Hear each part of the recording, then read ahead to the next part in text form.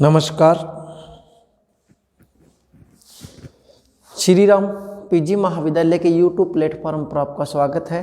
मैं जे.आर. कड़ेला। आज अपने ज्योग्राफी की क्लास में बात करते हैं। देखिए, जो हमारी कल क्लास चल रही थी उसी क्लास को अपने आगे बढ़ाते हैं। कल जो हमारा टॉपिक चल रहा था वो चल रहा था क्लाइमेटोलॉजी का। देखिए, कल हमारा टॉपिक चल रहा था क्लाइमेटोलॉजी। सबसे पहले बता दूं कि बीए फर्स्ट ईयर प्लस में बीए बीएड सेकंड ईयर और प्लस में एमए फाइनल की क्लास हो रही है।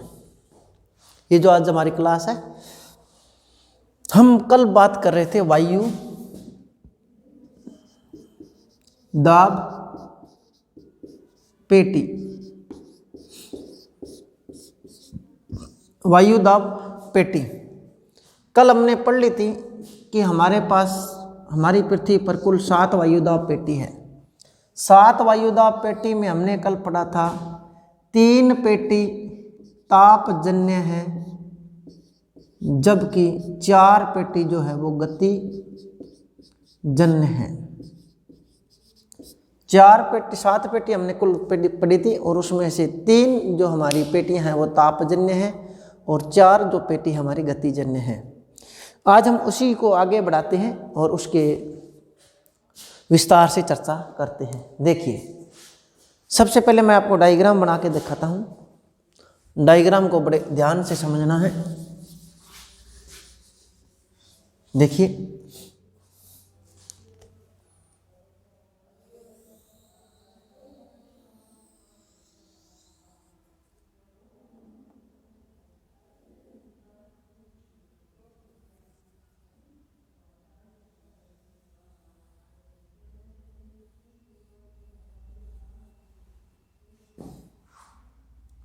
कल मैंने बताई थी ये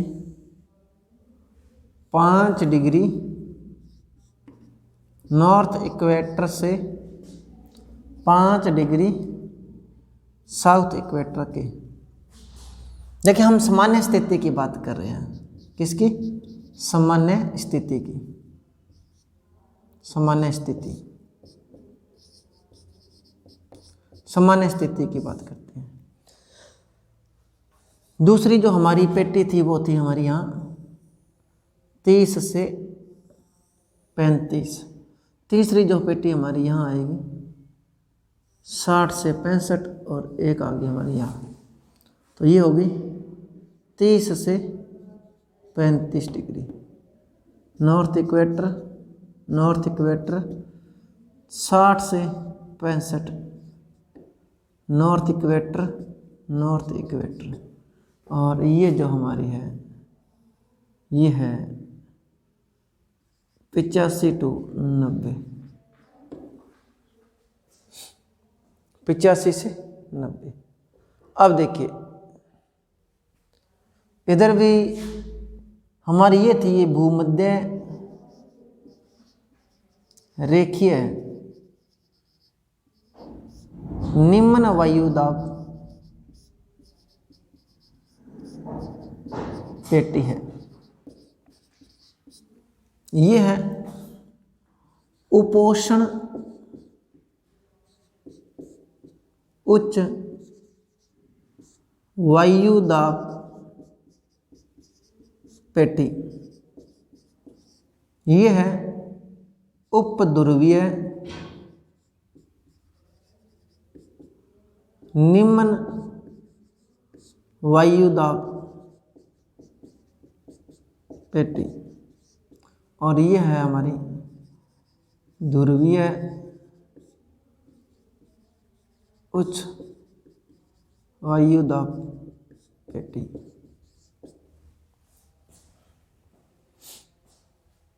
देखिए, हम पेटियों के अंदर कल बात की थी, यहाँ हवाएं चलती हैं। हवा ऐसे ही चलेगी। इस हवा का नाम है व्यापारिक पवन।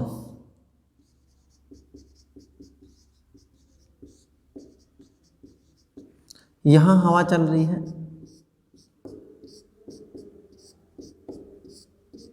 ये है पछुआ पवन, और यहाँ जो हवा चल रही है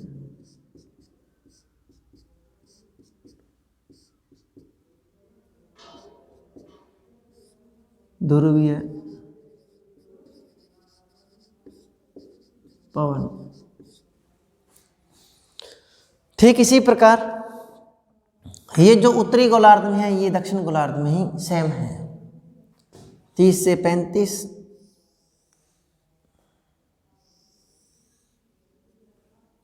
35 से 30 से 35 हो गया साउथ इक्वेटर, साउथ इक्वेटर। 60 से 65 साउथ इक्वेटर, साउथ इक्वेटर। ये हो जाएगा उपोष्ण उच्च वायुदाब पेटी। ये हो जाएगा उप ध्रुवीय निम्न वायुदाब पेटी। और एक हो गया यह, इसका नाम है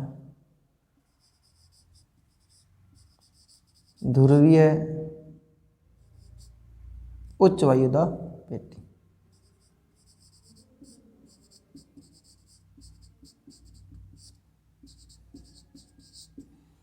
यहाँ जो हमारी हवा है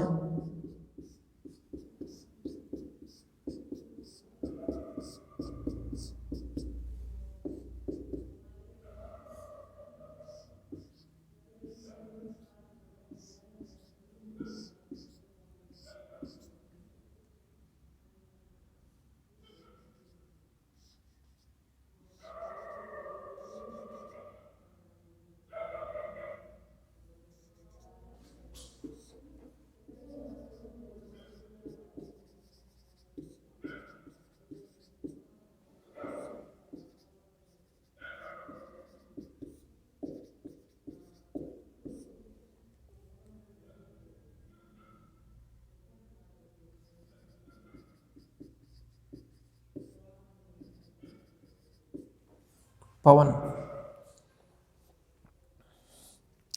ये हमने पृथ्वी के तल की बात की है। पृथ्वी के तल के ऊपर, पृथ्वी के धरातल के ऊपर बनने वाली जो वायुदाब पेटी है उसकी बात की है। ध्रुवीय उच्च वायुदाब वाली जो पेटी है, अब देखिए सबसे पहले हम बता देते हैं, डायग्राम हमने बना लिया। कल भी मैंने आपको बताया था, एक एक पेटी को हम लेके चलते हैं। सामान्य स्थिति, सामान्य स्थिति में मेरे कहने का अर्थ सामान्य अगर स्थिति होगी तो ये जो पेटियां होगी इसी अक्षांश पे होगी। अगर सूर्य उत्तरायण होता है, उत्तरायण होता है तो सारी पेटियां, जो जितनी भी पेटी है 5 डिग्री से 10 डिग्री के बीच उत्तर की ओर खिसक जाती है, उत्तर की ओर खिसक जाती है।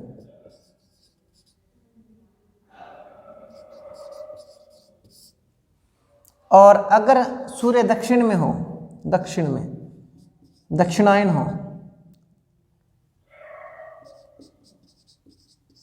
तो 5 से 10 डिग्री के बीच पेटी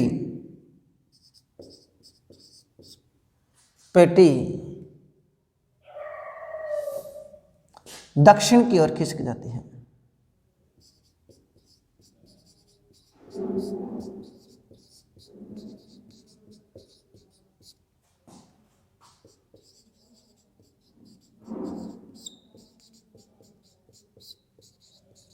जाती है। आगे हम बात करते हैं सामान्य स्थिति की। सबसे पहले बात करते हैं भूमध्य रेखीय पेटी। भूमध्य रेखीय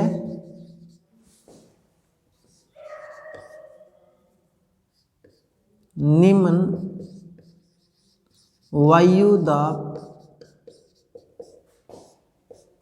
पेटी। भूमध्य रेखीय निम्न वायुदाब पेटी, इस पे बात करते हैं। ये पेटी जो है, ये जो पेटी है, इस पेटी का जन्म होता है तापमान के कारण, उच्च तापमान के कारण यह निम्न वायुदाब पेटी बनती है। तो ये होगी तापजन्य पेटी। देखिए भूमध्य रेखा के ऊपर सूर्य जो है लंबवत चमकता है, भूमध्य रेखा के ऊपर सूर्य लंबवत चमकता है, और जब भूमध्य रेखा पर सूर्य लंबवत चमकता है तो यहाँ भूमध्य रेखा पर सूर्य का जो प्रकाश की प्राप्ति ज़्यादा होती है और तापमान उच्च रहता है। तापमान उच्च रहता है, यहाँ तापमान उच्च रहने के कारण क्या होता है, जब ये व्यापारिक पवने हैं, ये देखो हमने व्यापारिक पवने बनाई है, ये व्यापारिक पवन, ये व्यापारिक पवने हैं। सबसे पहले बात बता दूं, यहाँ उच्च वायुदाब है और यहाँ निम्न वायुदाब है, तो हवा कैसे चल रही है, उच्च वायुदाब से निम्न वायुदाब की ओर। यहाँ निम्न वायुदाब है, यहाँ उच्च वायुदाब है, तो हवा कैसे चल रही है, उच्च वायुदाब से निम्न वायुदाब की ओर। कल भी ये मैंने आपको बताया था कि हवा जो चलेगी, हवा चलने का जो मूल कारण है वो है वायुदाब, और अगर जिस जगह उच्च वायुदाब होगा तो हवा निम्न वायुदाब की ओर चलेगी। आगे देखिए, भूमध्य रेखा के ऊपर निम्न वायुदाब बनने का कारण क्या है। देखिए सबसे पहली बात, भूमध्य रेखा पर तापमान ज़्यादा होता है, और तापमान ज़्यादा होता है तो इस जगह चलने वाली जो हवाएं होती है वो गर्म होती है। अब बात करते हैं, जब ये उपोष्ण उच्च वायुदाब से, उपोष्ण उच्च वायुदाब से ये हवाएं चल के आती है, तो आती आती जैसे जैसे भूमध्य रेखा के पास में आती है तो ये क्या होता है, गर्म हो जाती है, और 5 डिग्री उत्तर और 5 डिग्री दक्षिण के पास आती है तो हवाएं उससे पहले गर्म होकर ऊपर उठ जाती है, ऐसे ऊपर उठ जाती है, ऊपर उठ जाएगी। अगर यहाँ ऊपर उठ जाएगी तो यहाँ हवा नीचे का जो भाग होता है वो खाली हो जाता है, और जो हवा की मात्रा है वो कम हो जाती है। ऊपर उठने से हवा की दबाव कम हो जाएगा, तो इसे कहते हैं निम्न वायुदाब। दूसरी बात, हम बात करते हैं भूमध्य रेखा जो निम्न वायुदाब पेटी है उसके बारे में हम बात कर रहे हैं। देखिए विषुवत रेखा निम्न वायुदाब या भूमध्य रेखा निम्न वायुदाब, इस पेटी का विस्तार विषुवत रेखा के, आपको बताया था, विषुवत रेखा के दोनों ओर 5 डिग्री अक्षांशों के मध्य पाया जाता है। इन प्रदेशों में अत्यधिक गर्मी के कारण हवा गर्म होकर हल्की होकर ऊपर उठ जाती है। अभी आपको बताया था गर्मी ज़्यादा होती है, गर्मी ज़्यादा होने के कारण ये हवा ऊपर गर्म होकर हल्की होकर ऊपर उठ जाती है। अत्यधिक निम्न वायुदाब और शांत वायुमंडलीय दशाएं इस पेटी की विशेषता है। मैंने बताया था कि इस पेटी के मध्य हवा नहीं चलती, क्योंकि हवा 5 डिग्री उत्तर और 5 डिग्री दक्षिण के पास आते ही ऊपर उठ जाती है, तो 5 डिग्री उत्तर से 5 डिग्री दक्षिण के बीच में ये जो हवाएं हैं यहाँ पे हवा नहीं पहुँच पाती, इसलिए ये जो एरिया है वो क्या होगा, शांत होगा, शांत। तो जब हवा नहीं चलेगी तो ये शांत होगा, और शांत होगा तो यहाँ क्या होगा, हवा नहीं चलेगी, और इस पेटी का नाम रख दिया डोलड्रम। डोलड्रम पेटी, इसको क्या कहते हैं, डोलड्रम पेटी, या इसको अपने कह सकते हैं हिंदी में शांत पेटी। क्या कहते हैं, शांत पेटी या डोलड्रम पेटी कहते हैं। आगे देखिए, आगे जो है, आगे हम बात करते हैं सामान्यतः निम्न वायुदाब और शांत वायुमंडलीय दशाएं इस पेटी की मुख्य विशेषता है। सामान्यतः क्षैतिज पवने यहाँ पर नहीं चलती। मैंने बताया था हवा तेज गति की हवा नहीं चलती, क्योंकि इस पेटी में की ओर आने वाली जो पवने होती है उनकी सीमाओं के पास पहुँचते ही गर्म होकर ऊपर उठने लगती है। इस प्रकार इस पेटी में केवल ऊर्ध्वाधर वायु धाराएं चलती है। ऊर्ध्वाधर माने अभी बताई थी मैंने, धरातल से ऊपर की ओर। देखिए कई बार गर्मियों में हम जब सड़क पे जाते हैं, कहीं जा रहे होते हैं, तो हमें सड़क पे दूर कुछ पानी सा दिखाई देता है, या ऐसे तरंगे धरातल से तरंगे उठ के ऊपर उठती हुई दिखाई देती है लाइनें सी, तो वो होती है ऊर्ध्वाधर हवाएं। तो हवा वहाँ पे क्या होती है, उठ के ऊपर माने धरातल से ऊपर की ओर जाती है, तो ये ऊर्ध्वाधर हवा चलती है। इसके बाद हम बात करते हैं वायुमंडलीय दशाओं को अत्यधिक शांत रहने के कारण इस पेटी का नाम डोलड्रम या शांत पेटी रखा गया, और ये तापजन्य पेटी है। तो दूसरी हम बात करते हैं, डोलड्रम और शांत पेटी बता दिया। दूसरी पेटी जो हमारा ये है उपोष्ण उच्च वायुदाब पेटी। उपोष्ण उच्च वायुदाब पेटी, पहली बात ये जो पेटी है उपोष्ण उच्च वायुदाब पेटी है, दोनों ही गोलार्धों में 30 से 35 डिग्री अक्षांश के बीच बनती है। दोनों ही गोलार्धों में 30 से 35 डिग्री अक्षांशों के बीच बनती है। इसके इन दोनों के जो हवाएं हैं, एक तरफ व्यापारिक पवनें चलती है और दूसरी तरफ पछुआ पवन चलती है। देखिए उच्च वायुदाब है, उच्च वायुदाब है तो ये हवा को क्या करेगा, लेगा तो नहीं, निम्न वायुदाब होगा तो लेगा। अगर उच्च वायुदाब है तो ये हवा को छोड़ता है, तो यहाँ से हवा चलती है ऊपर की ओर, ध्रुवों की ओर जाएगी तो वो पछुआ पवन हो जाएगी, और नीचे जो भूमध्य रेखा की ओर आ रही है वो व्यापारिक पवन होगी। दूसरी बात करते हैं, दोनों गोलार्धों में उपोष्ण उच्च वायुदाब पेटी होती है, लेकिन यहाँ ध्यान रखना, यहाँ जो है यहाँ तापमान प्रभावी नहीं है, तापमान जो है वो प्रभावी नहीं है। ठीक है, तापमान के कारण उच्च वायुदाब नहीं है। ठीक है, तो अगर देखो यहाँ तापमान तो 30-35 के पास उच्च ही होता है, लेकिन वायुदाब भी उच्च और तापमान भी उच्च, तो यहाँ लिख सकते हैं तापमान उच्च प्लस में वायुदाब भी उच्च, तो दोनों ही क्या है, ऊंचे होते हैं। तो यहाँ पर तापमान नहीं है, मौसम में जो अलग है, मौसम के दूसरे जो कारक हैं वो इसमें प्रभावी है। इस वायुदाब पेटी का विस्तार दोनों गोलार्धों में 30 से 35 डिग्री अक्षांशों के बीच पाया जाता है। इस पेटी में वायुदाब तापमान से संबंधित न होकर, अभी आपको बता दिया भाई दोनों कोई संबंध नहीं होता, दोनों ही देखो, अगर वायुदाब और तापमान का, पहले मैंने आपको कल को बताया था आपको वायुदाब और तापमान का संबंध उल्टा होता है, लेकिन यहाँ दोनों ही ऊंचे होते हैं। संबंधित न होकर पृथ्वी की जो गति है और दबाव से संबंधित होते हैं। विषुवत रेखा तथा उपध्रुवीय निम्न वायुदाब पेटी की ओर इन हवा अक्षांशों में हवा उतरती है, जिससे वायुदाब अधिक हो जाता है। प्राचीन काल में देखिए इसे असव अक्षांश कहते हैं। क्या कहते हैं इसे? ये जो हमारा है ये असव अक्षांश है। क्या है? असव अक्षांश। पूछ लेते हैं, असव अक्षांश, असव अक्षांश भी इसको कहते हैं। असव अक्षांश क्यों कहते हैं? क्योंकि देखिए प्राचीन काल के अंदर जलयान में घोड़े भरकर व्यापार किया जाता था, घोड़ों का व्यापार किया जाता था, लेकिन जब जलयान इस पेटी के ऊपर आता था तो जलयान रुक जाता था। उन लोगों को ये पता नहीं था भी ये कोई वायुदाब के कारण रुक गई है, क्योंकि ये देखो यहाँ आके आएगा तो अब ये इधर खींचेगा, ये इधर खींचेगा, ना तो आगे जाएगा ना पीछे जाएगा, तो ये इस जगह आके रुक जाता था। अब वो लोग क्या समझते थे कि ये समझते थे कि हमारे जलयान में भार ज़्यादा हो गया है इसलिए नहीं चल रहा, तो वो क्या करते, अपने घोड़ों को उठाते और समुद्र में फेंक देते। तो इसलिए इसको क्या कहते हैं? असव अक्षांश कहते हैं। असव अक्षांश, असव माने घोड़ा होता है। आगे हम बात करते हैं,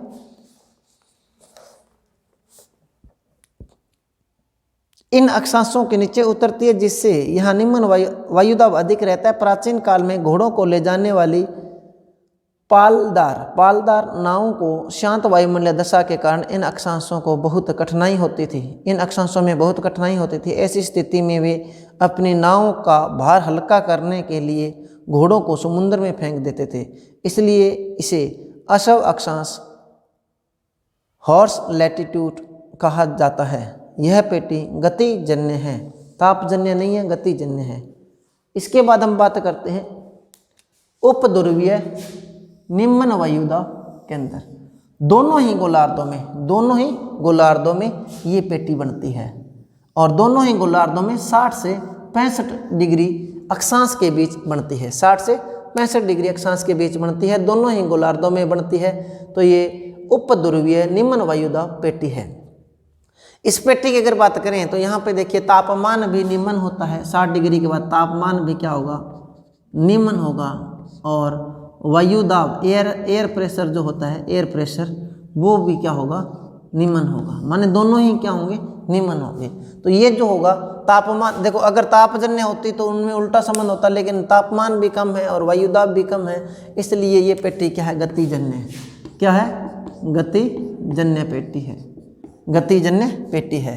इस देखिए आगे इसमें बात करते हैं उपध्रुवीय निम्न वायुदाब पेटी। इस पेटी का विस्तार दोनों गोलार्धों में 60 से 65 डिग्री अक्षांश के बीच पाया जाता है, जो मैंने आपको बता दिया। देखिए मैं पढ़ के आपको इसलिए बता रहा हूँ कि कोई लाइन छूट ना जाए। देखिए मैंने आपको बता दिया 60 से 65 डिग्री अक्षांश के बीच बनता है।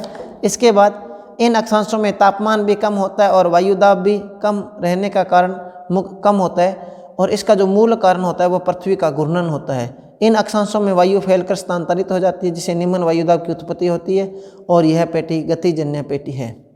ठीक है, उसके बाद हम बात करते हैं ध्रुवीय पेटी। कौन सी? ध्रुवीय पेटी। ये जो ध्रुवीय पेटी है, ये ध्रुवीय पेटी, ध्रुवों पे तापमान क्या होता है? कम होता है, तापमान कम होता है, लेकिन तापमान कम होने के कारण क्या होगा? वायु दाब क्या होगा? अधिक होगा। तो ये तापमान कम है, उसका उल्टा संबंध है, तो ये पेटी क्या होगी? तापजन्य पेटी। इसी प्रकार इसी गोलार्ध में ये ऊपर वाला ध्रुवबल है, ये भी कौन सी होगी? तापजन्य पेटी। ये ध्रुवबल क्या है? तापजन्य पेटी, तापजन्य पेटी। देखिए ध्रुवीय उच्च वायुदाब पेटी। यह पेटी ध्रुवों माने उत्तर और दक्षिणी के चारों ओर फैली हुई है। ध्रुवों पर कठोर सर्दी पड़ती है, न्यून तापमान के कारण यहाँ उच्च वायुदाब का निर्माण होता है, और यह पेटी जो होती है वो गतिजन्य तापजन्य होती है। यह पेटी जो होती है वो तापजन्य होती है। आगे हम बात करते हैं, हमने वायुदाब पेटियों के बारे में पढ़ा, आगे हम बात करते हैं वायु दाब से ही संबंधित है पवनों के बारे में बात करते हैं। कल मैंने आपको बताई थी पवन क्या होती है, या हवा क्या होती है, और वायु क्या होती है। वायु मैंने बताई थी स्थिर गैसों का जो स्थिर ठहराव है उसे अपने क्या कहते हैं? वायु कहते हैं। अगर उनमें गतिशीलता उत्पन्न हो जाए तो उसे क्या कहते हैं? पवन कहते हैं। तो पवनों के बारे में बात कर रहे हैं। देखिए पवनों के बारे में अपने बात करेंगे तो उस मैटर को अलग अलग टाइप से समझने की कोशिश करेंगे। आज का हमारा जो टाइमिंग है वो ख़त्म होती है, कल फिर इसी समय इसी क्लास में मिलेंगे और इसी क्लास को आगे लेके चलेंगे। कल हम बात करेंगे पवनों की, जिसमें पवनों में बात करेंगे स्थायी पवने, सनातन पवने, या सन्मार्गी पवने, या स्थानीय पवने, इसके बारे में अपने बात करेंगे। तब तक के लिए धन्यवाद।